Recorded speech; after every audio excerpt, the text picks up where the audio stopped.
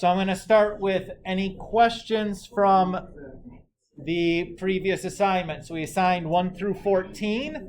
Again, nothing's due today, right? The homework check is Sunday at midnight for this homework, so you didn't have to complete anything. But if those of you that have started and done some stuff, if you have questions about things, I'm happy to take some questions now if you got stuck on anything or you're just not quite sure what's going on or any of that kind of stuff. Happy to take a few minutes and do a couple of examples. So if you've done anything and you made note of anything that you wanted to talk about, I'm happy to do that now. I'll give another couple of minutes to see if anybody has anything. If not, we'll just move on, and that's okay. Again, this should be relatively straightforward, right? There's nothing tremendously complicated in this chapter so far. And really, we've seen the most complicated thing in this chapter with the ambiguous case. Like, it doesn't get more difficult than that in this chapter. Okay. So since we haven't seen any questions, we're going to move on and start talking now about the law of cosines. So if I can have your guys' attention. Thank you. Last time when we talked about the law of sines, we used that in the angle, side, angle, the angle, angle, side, and the side, angle, side cases.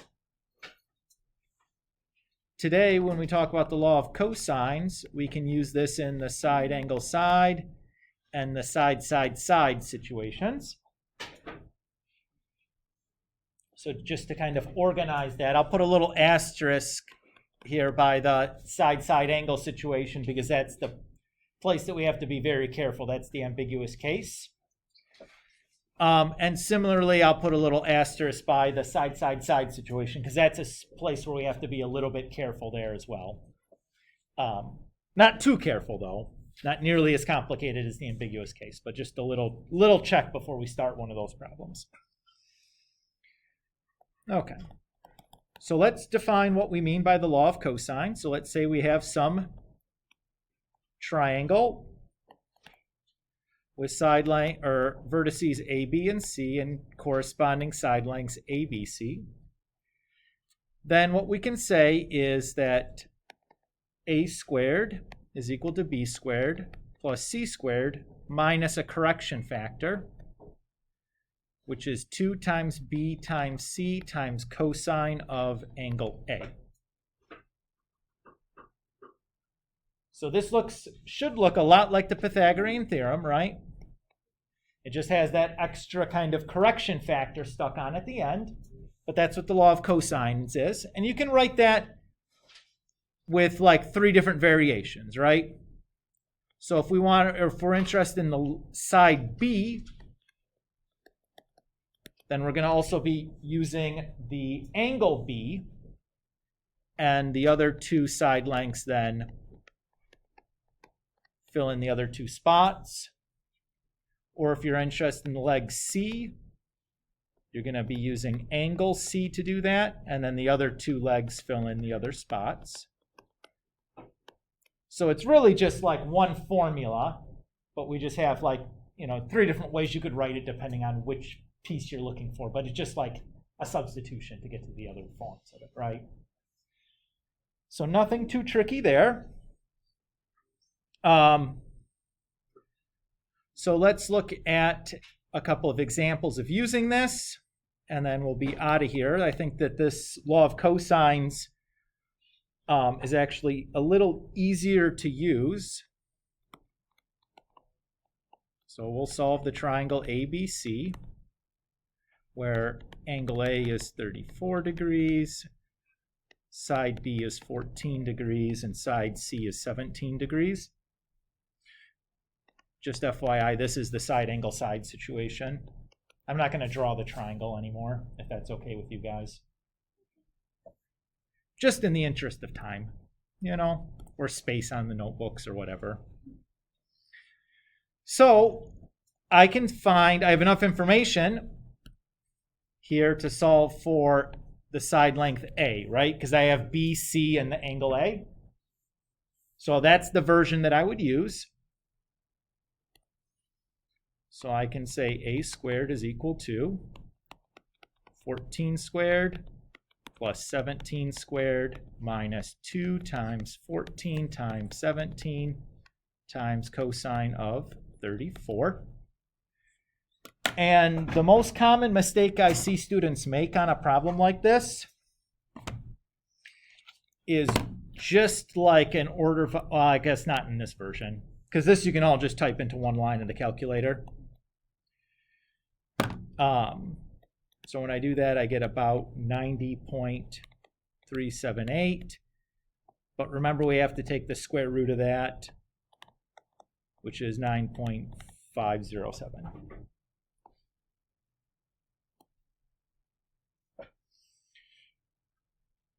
So now we have all the side lengths, right? We'd still need to find the angle measures for B and the angle measure for C. To do that, we could use the law of cosines again, or we could use the law of sines. Since now we have a situation where we can make this into, in this particular case, like an SSA situation, right? Because we'll have two sides and an angle. Everybody's okay with that idea?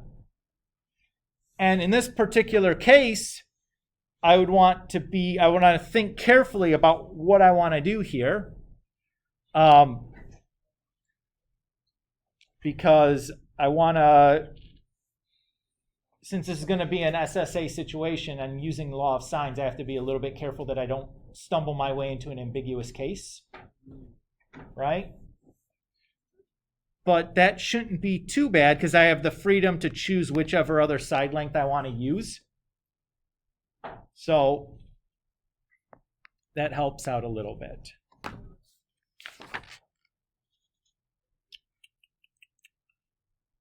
Just want to check something real quick.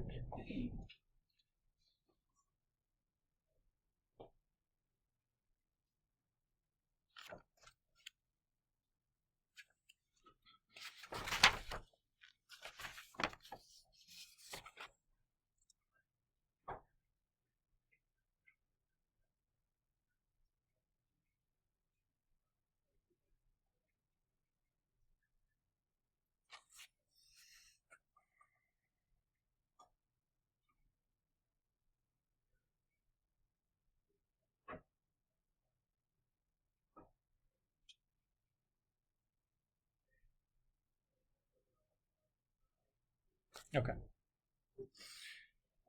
So if we use a law of sines, I notice that my given angle is acute. So this is the dangerous place. But the nice part is that the given side is shorter than either of the other ones. So I'm good to go with only one triangle really being possible here, which is nice. I just wanted to double check my notes there for a moment. So let's set up a law of sine. So I can say sine of 34 over 9.507 is equal to sine of B over 14. And it wouldn't matter whether I did B or C here. I'm just using alphabetical order and doing sine B. So I can say then sine B is equal to, after I've cross-multiplied and divided, sine 14 times sine 34 over sine 9.507. And then we'll do the sine inverse of both sides.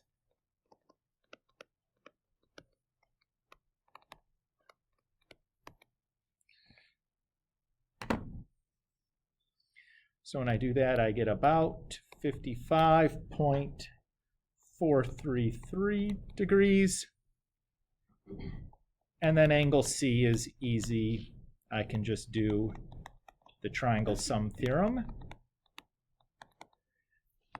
to get about 90.567 degrees.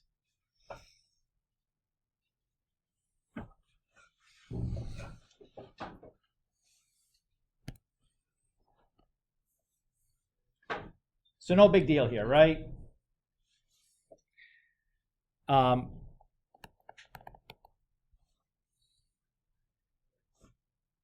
So another example.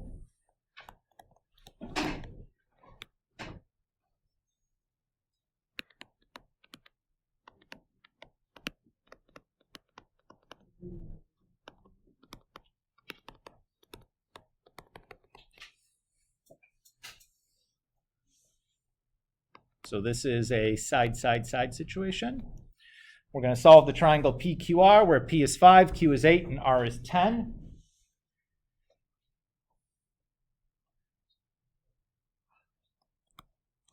In this side situation,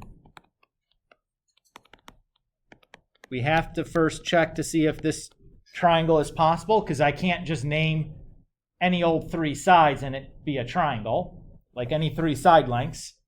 For example, there's no triangle with side lengths 1, 1, 3. You can't build a triangle with those side lengths. The check is easy, though. You just need to have the sum of the 2 legs greater than the hypotenuse. So in our situation, clearly that's true, right? 5 plus 8 is greater than 10. So it's an easy check, but you got to remember to do it, because every once in a while I'm going to do something jerky and give you a triangle that doesn't exist. If you had missed that, what would end up happening when you solve your law of sines or cosines, when you start finding those angle measures? You're going to get an error at some point. You're going to end up with a value of sine or cosine that's bigger than 1 or less than -1, and your calculator is going to give you an error at some point. So if that starts happening on a law of cosines problem, make sure you go back and check to make sure that you even have a possibility of having a triangle. It's an easy thing to forget to do. That's why I'm taking some time here and like kind of beating it into the ground, because it's easy to forget about. Okay, so let's do this. So we need to solve for one of the angles, either PQ or R. It doesn't matter really which one you do first. My suggestion in this situation is always use the hypotenuse, because if you do that, you'll never fall into a dangerous SSA situation when using the law of sines, because you'll always have the biggest angle, so you can't really get into trouble there. So that's just like a helpful hint.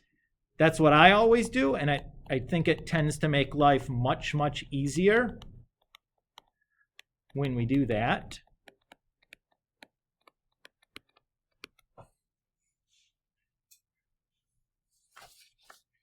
So from practical terms, use the hypotenuse. It doesn't really matter. It'll work anyways, but if you have the hypotenuse, nothing confusing can really happen.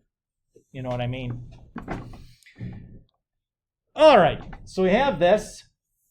This is a place where on occasion I see students make some careless mistakes. So if we simplify this, we get this, and every once in a while I'll see students combine these 3 numbers. You can't combine those 3 numbers. You can combine the 85 and the 64, but the 80 has that cosine R, that variable piece attached to it, so like it's not a like term with the other ones. So be careful about that. It doesn't happen a ton, but on occasion it does happen.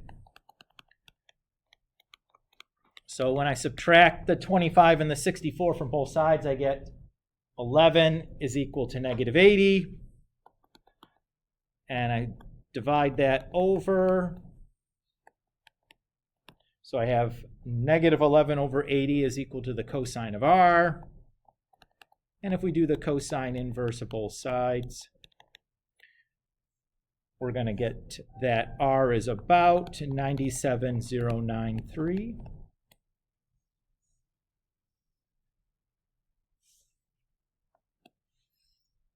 Is our value for R. And now that we have R, we can use the law of sines to find our next angle. You could do the law of cosines also, but I think it's a little bit of a shorter computation. And it doesn't matter now which side you're looking for. P or Q makes no difference because we have the hypotenuse and the biggest angle, so from there it doesn't really matter what you're doing, right?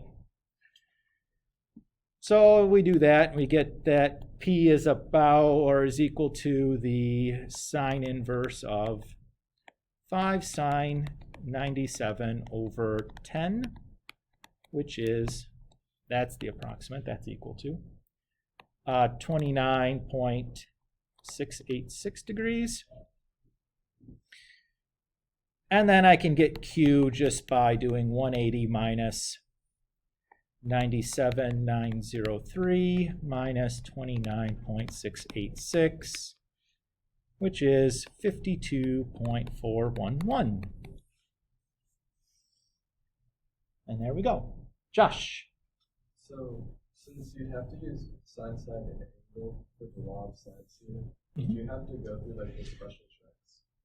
Well, because I had a acute or obtuse angle, okay. I don't have to worry about anything. That's the advantage of using the hypotenuse when I did the law of cosines, is I know I'm going to get the biggest angle possible, so I don't have to worry about an ambiguous case there. Okay. So that's the workaround. What I always do. It doesn't really matter, but like you can make your life much easier by just using the hypotenuse, and you don't have to worry about something funny happening. You know what I mean? Yeah. But you're right. That is an SSA situation. I just skirted past it because I had an obtuse angle. Okay. Yeah, no problem. All right. So there's that. My last section in chapter 7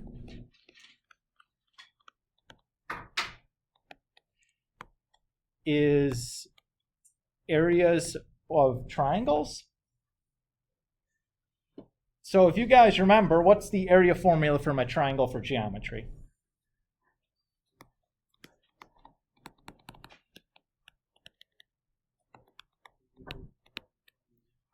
Right? 1/2 base times height. Everybody remember that? Or you do now? So here's my triangle. What's base?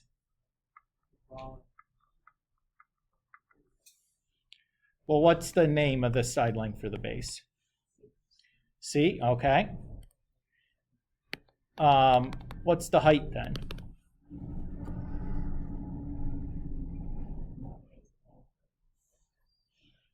Yeah, you're not given it, right? The height in this case would be this line. Now, does the base have to be C? No, it could have been A or it could be B, right? Doesn't really matter. But the height changes in each of those times then, right? Everybody's okay with that? Now, how would you calculate the height if all you're given are the side lengths?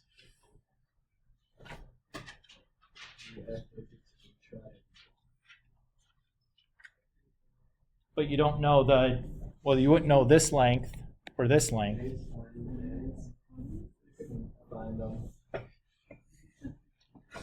Well, you know that sine of A is equal to opposite over hypotenuse. Or similarly, that the sine of B is equal to opposite over hypotenuse, right? Everybody agree with that? So the height in this case would be like B times sine of A, or A times sine of B. Everybody agree with that? So my area then for this problem would be 1/2, the base was C, times the height, which was B times sine A.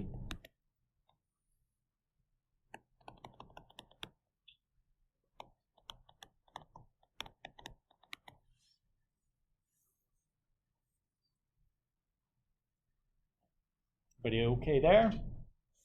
Or similarly, if we did this a different way, you could have gotten AC sine B, or it could become AB sine C.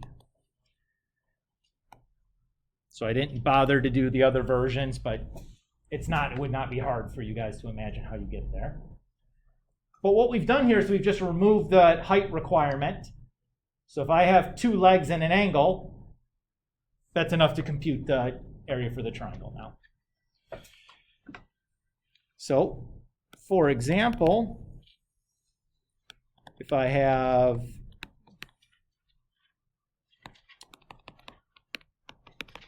this, and we want to find the area, that's everything we need for this version, right? So it's just a plug and a chug.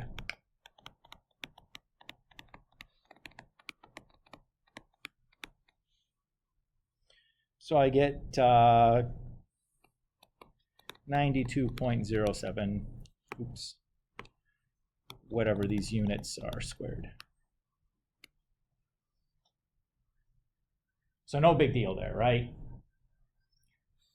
What would you do if you were, say, given like 3 side lengths?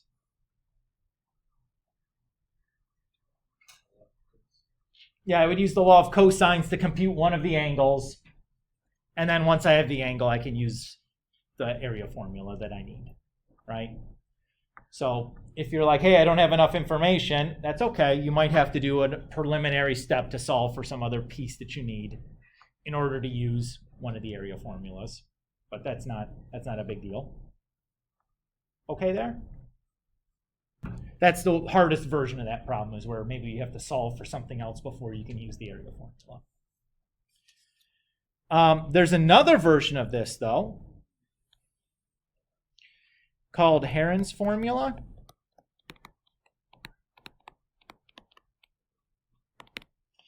And Heron's formula states that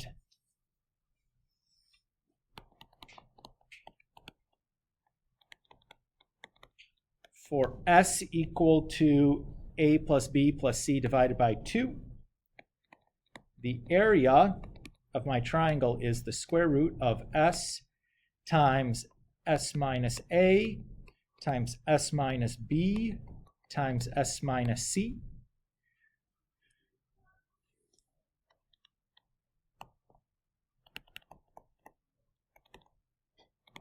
Where S is sometimes referred to as the semi-perimeter.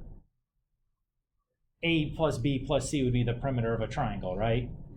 And if we divide something in half, that's like half, the word semi is kind of like the prefix for half. So this is like half a perimeter, right? So let's derive this, because that's something that we do in honors classes. Would I expect you to be able to repeat this derivation? No. We're just kind of showing you like how or where these formulas come from and how like this stuff is created. Okay. So I'm going to start with my other area formula that we developed earlier. And I'm going to multiply both sides by 4 to kind of get rid of the fraction there. I could multiply both sides by 2, but I need that extra factor of 2 later on. You don't really know that. Or there's no reason for you to multiply by 4 instead of 2 right now, but it just saves me a little step later on. And then I'm going to square both sides.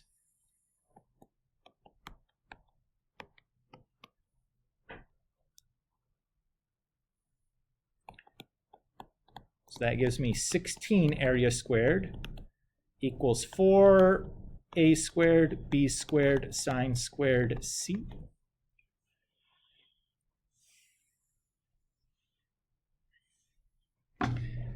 And I know that sine squared is the same thing as 1 minus cosine squared. That was one of our versions of a Pythagorean identity from last semester. So I'm going to do that. And then I can distribute through that parenthesis.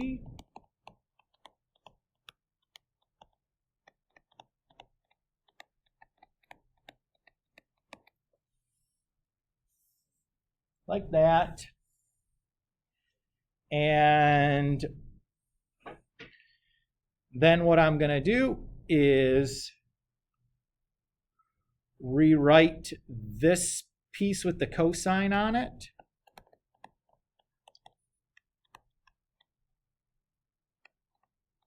As 2ab cosine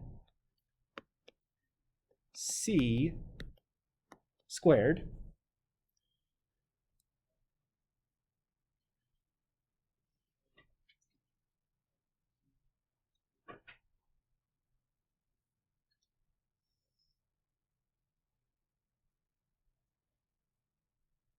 And now if I look at this side, this is the difference of two squares, right? I have something squared minus something squared. Well, let's rewrite this thing. It'll be easier to see. We'll call this 2ab quantity squared like that. So this is just the difference of two squares, right? Not obvious since you have somebody that's done this before. They can tell you to do that, but that's would not be an obvious thing to think to do.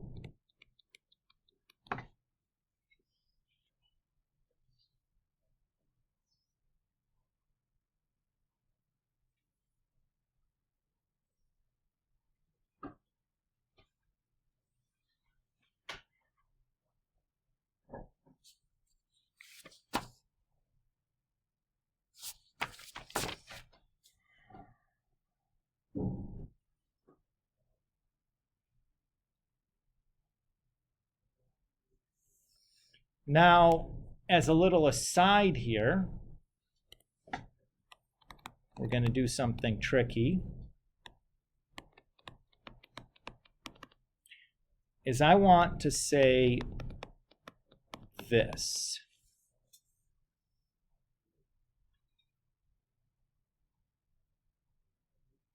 Why would this be true?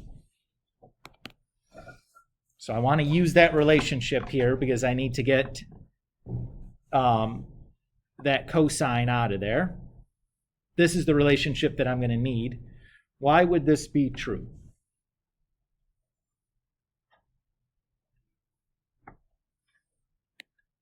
Well, if I add c squared to both sides, and then I subtract the 2ab cosine c from both sides,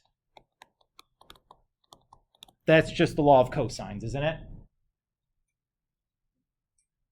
So certainly what I've written there is true. So that's the substitution that I'm going to make in both of these places. Again, kind of sneaky doing that. Not something that would be obvious to do right away. You'd have to really kind of think about that a little bit. But that's what's going on there. Oops. I've forgotten my squared on that area at some point. So we have 2ab minus a squared plus b squared minus c squared. And we have 2ab plus a squared plus b squared minus c squared. All right. So inside this first parenthesis, I'm going to distribute that negative through. So I'm going to have, and then I'm going to rewrite things in a slightly different order. I'm going to write this as c squared minus a squared minus b squared plus 2ab. And then over here, I'm going to write this as a squared plus b squared, plus 2ab plus c squared, minus c squared. Plus b squared minus c squared.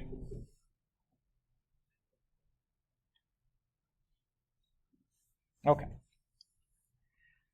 This are factors, right?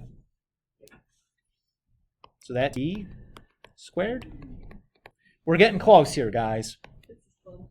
This is fun. I'm enjoying myself. Okay.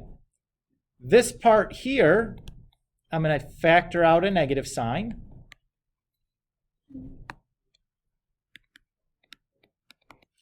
And then the part that I have left again, factors.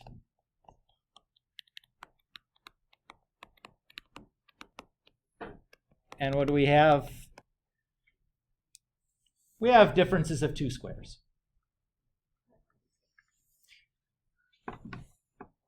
We're getting close here, guys, to the end, though, I promise. So that's going to be C minus A minus B times C. And we're going to have A plus B minus C, and then A minus, I'm sorry, that's a minus there also. B plus C, that's plus there.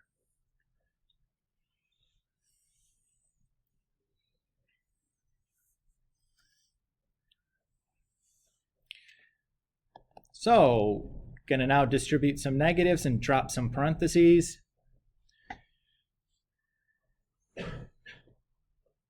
So this is C minus A plus B. This is C plus A minus B. This is A plus B minus C. And this is A plus B plus C.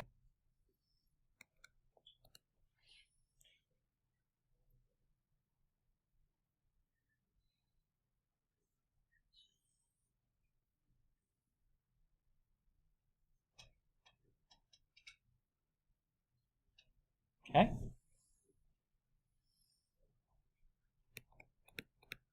Of course. Okay.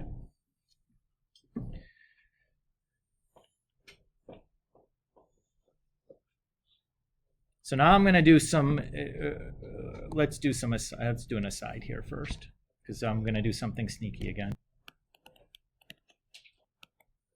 Okay. So I'm going to claim that this is equal to 2s minus 2a.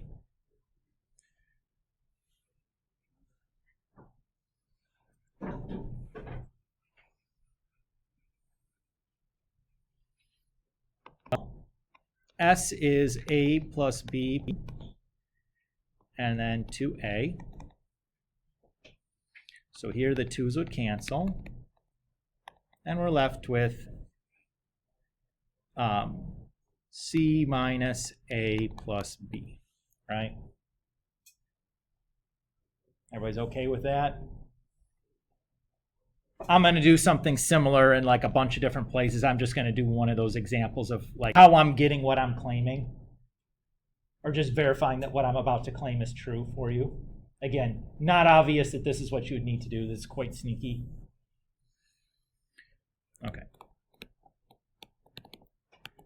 So what do we have? We have 2s minus 2a for the first piece.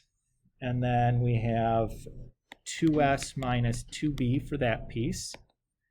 2s.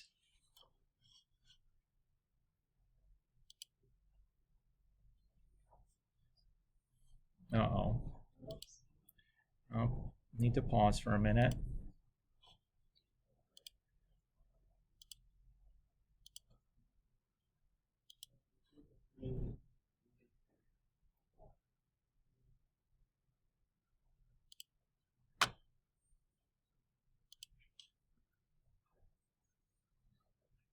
We're almost there, though. You might at this point be able to see your way to the end if you were paying close attention and following along. But if your head was down and taking a nap, I doubt that would be possible at this point.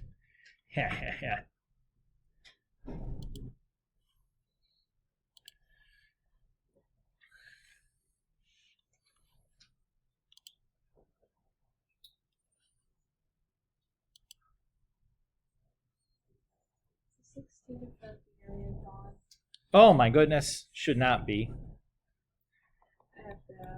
No, that's a great, I'm glad you did. I forgot about it too.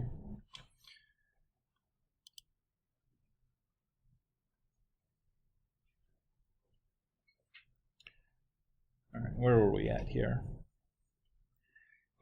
This was a 2s. I don't think my pen wrote the 2 when I did it. And the last one would be 2s minus 2c.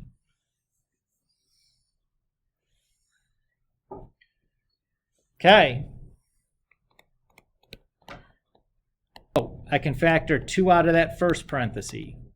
I can factor 2 out of that second parenthesis. I can take a 2 out of that third parenthesis and a 2 out of the fourth parenthesis. So when I divide both sides by 16, all those 2's cancel out because 16 is just 2 to the fourth.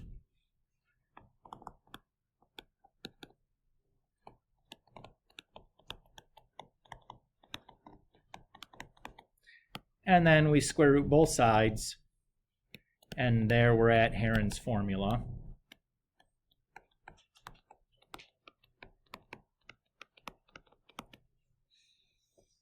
Yowzers!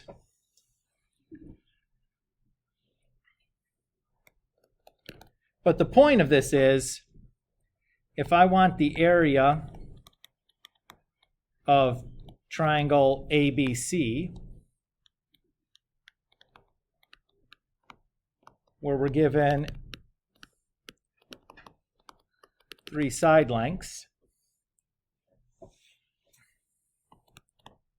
we got to first check to make sure that we have a valid triangle, which we do. And then we can just use Heron's formula here. So in this case, S is 5 plus 8 plus 10. Divide by 2, which is 11.5. So the area is the square root of 11.5 times 11.5 minus A times 11.5 minus B times 11.5 minus C, all square rooted. And that spits out to 19.810. Well, units squared. Notice that what I didn't have to do, because I had developed Heron's formula, was do this as 2 steps using the law of cosines to find the angle measure and then plugging it back into that other area formula that we developed at the beginning of class, right? But notice in the derivation, what did I need both of? I started with the area formula that we developed at the beginning of class, and at some point I substituted in the law of cosines, right? To make us, so I did end up using them. That's equivalent, Heron's formula is equivalent to using that method that we had discussed. It just streamlined it and doing it once, developing a simpler formula that we can use instead of having to do that every single time we run into that situation. Which is nice, right? As mathematicians, if we can do the hard thing once, create a new formula, and just use something simpler every time after that, that's what we like to do. And that, my friends, is the last topic in chapter 7. Whoa! So, what do we have still to do? So we have 15 to 30, and we have worksheet 1, and we have the review. So let's just assign some dates on this. Let's put worksheet 1 on the homework check for Sunday. And these other ones will be on the homework check for the following week. Does that seem reasonable? Okay. Monday we meet again, right? Okay, so Monday we're just going to have like a work day / review day. So I'll take questions from homeworks and stuff. We'll talk about the test format. We'll give you some time to work on whatever you might still need to work on or study. And then Wednesday we'll do the test.